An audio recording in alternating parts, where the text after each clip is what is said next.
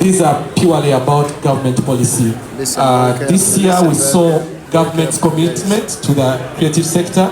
Year 2016, government gave us 66 billion in the national budget, which was a good thing for the industry. Naye sichiwambu na abayimbi bafunye sente zino. Gwenga ali so close to the corridor of power. Maybe you can give us an update on where that money is. How can the artists access that money?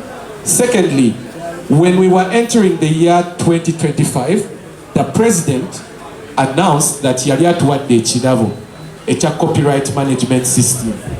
Guweddeko tetumanyi update. Kati gwenga alinaanye omukulu. Kindly sokotwe update yesente ezafulumira mu budget the copyright law management system. Kansoke ku kyebayita ekyo kyemuyita copyright management system. Ebyo ebintu omuntu yabayo nabibagamba omuyimbi oyo ayogera ebintu byatategeera. Ayogera ebintu byatategeera. Are you saying nti buli wajja kubanga ekintu kyebayita copyright management system tikiriyo mu nsi. We are amending the copyright law. And amending the copyright law bwe tukimala ojja amendinga. Tugamba twali eggulu. We discussed those issues in Gulu. Ne tugamba tunoonye system esobola okutrackinga music. It doesn't track copyright. The technology only tracks your music to see where did your song play, how many times it played, and can you get paid this much. So those two things are totally different.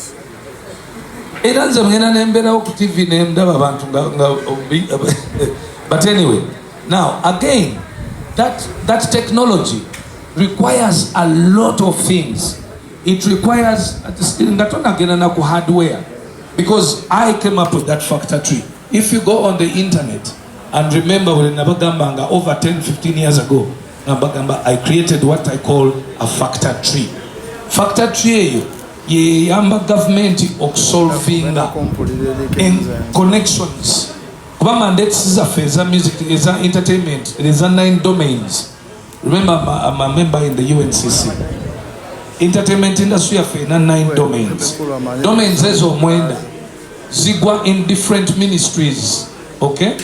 Naye amateeka okukyusa etteeka lya copyright lino wabbali kitegeeza olina okugenda mu mandate eri mu ministry ya gender, omala ogende mu ICT, omala ogende mu URA because bebakwasaganya emisolo, omala ogende mu education, omala ogende mu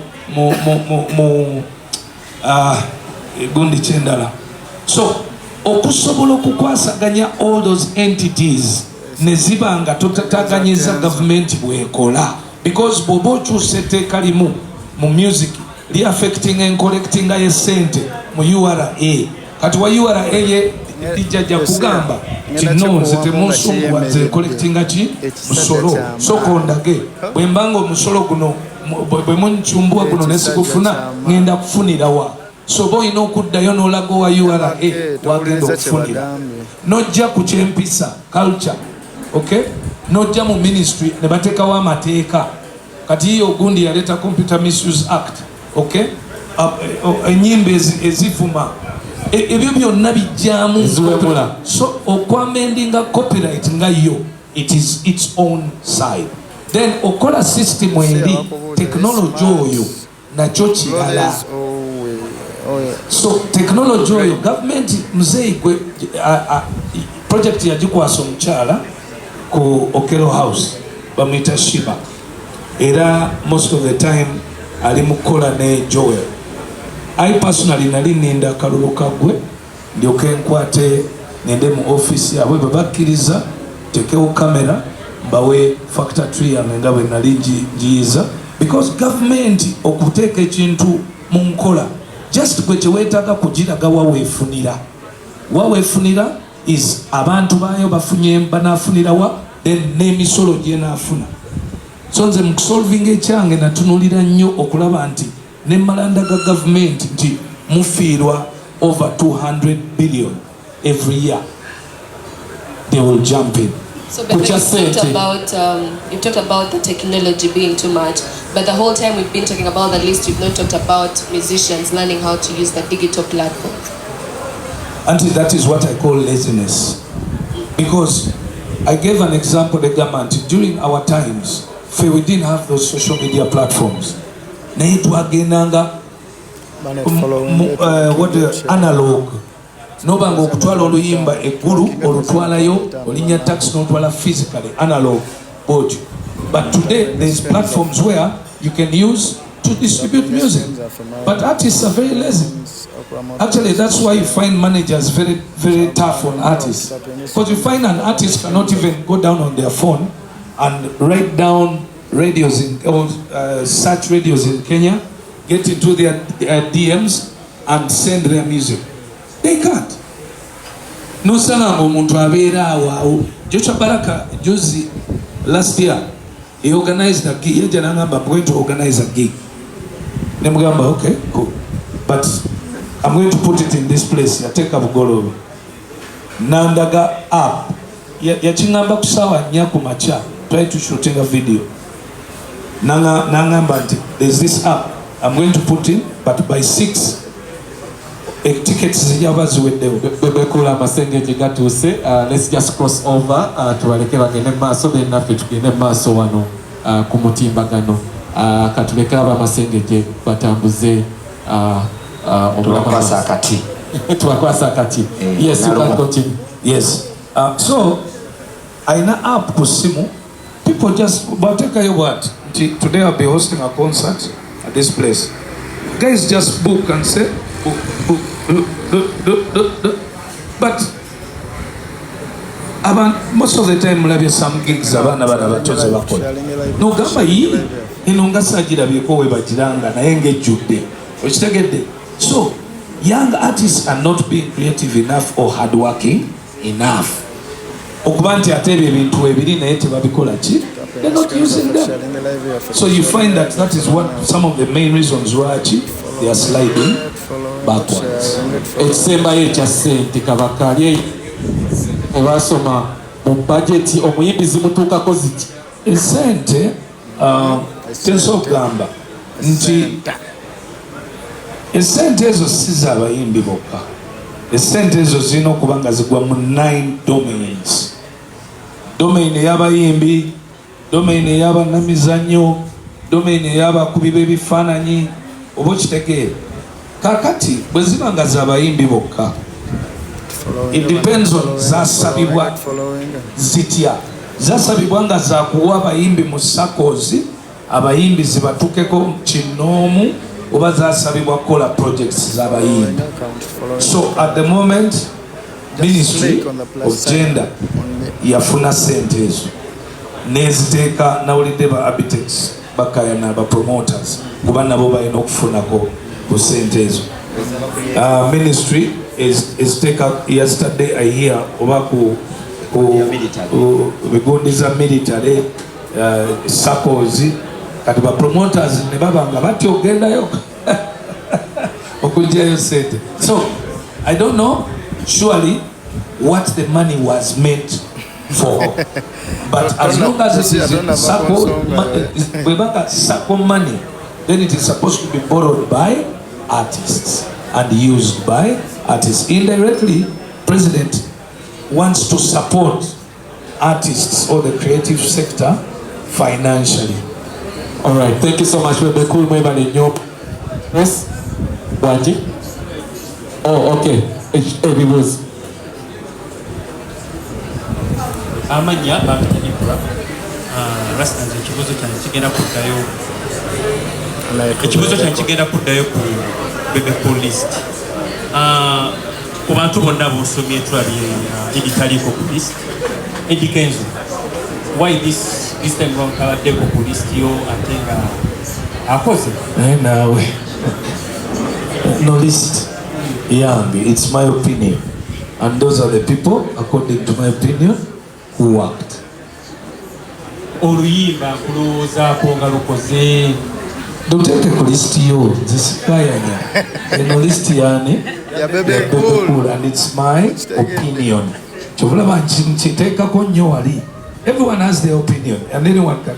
Mbalabye mukoze discussions ibiki list zamwe. It's okay. You can give.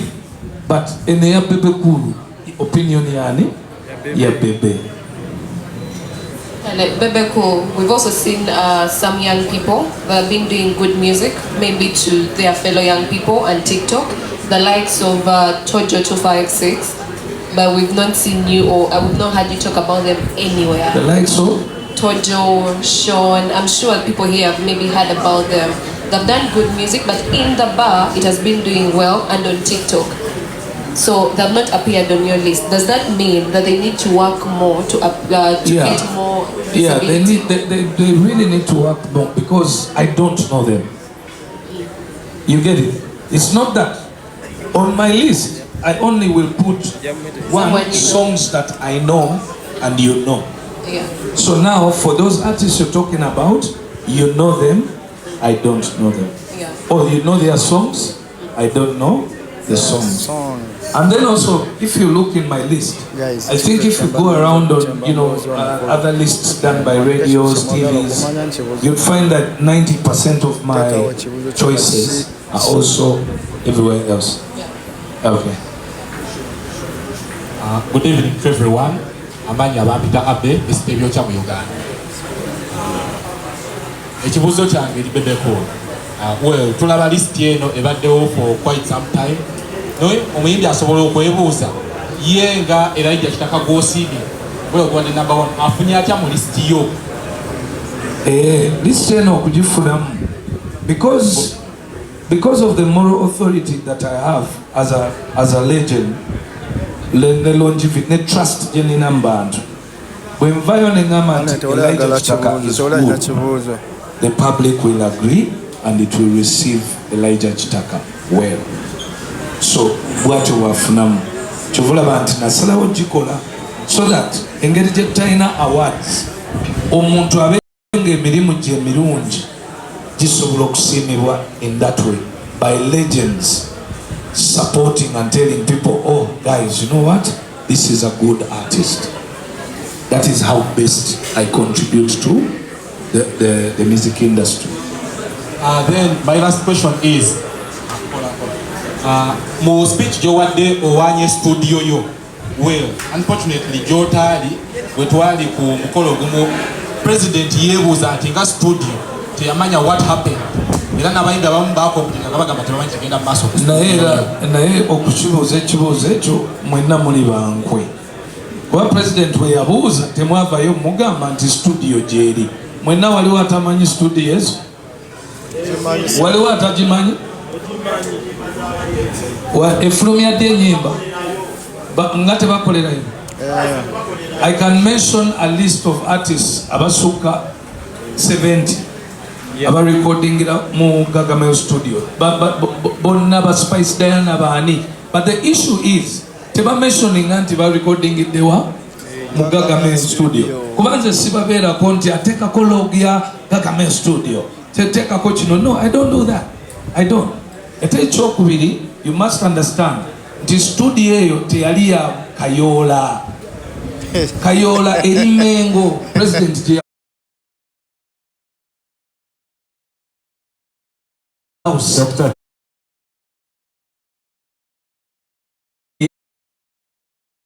Eno yali yaba high-end Ugandan artists abanoonya technology oyo wa waggulu. Ate era they have used it. Chameleon has been there. People do record from there. Watch the game. Naye? Okay, just assemble that. Then we can have like three. Yeah? Yes. Okay, fine. Bakona, pass the mic. Yes, thank you so much for this time. My name is Bomdigidi, representing BTM, and I'm a journalist. Now, I understand you have been doing this list for quite a long time, and now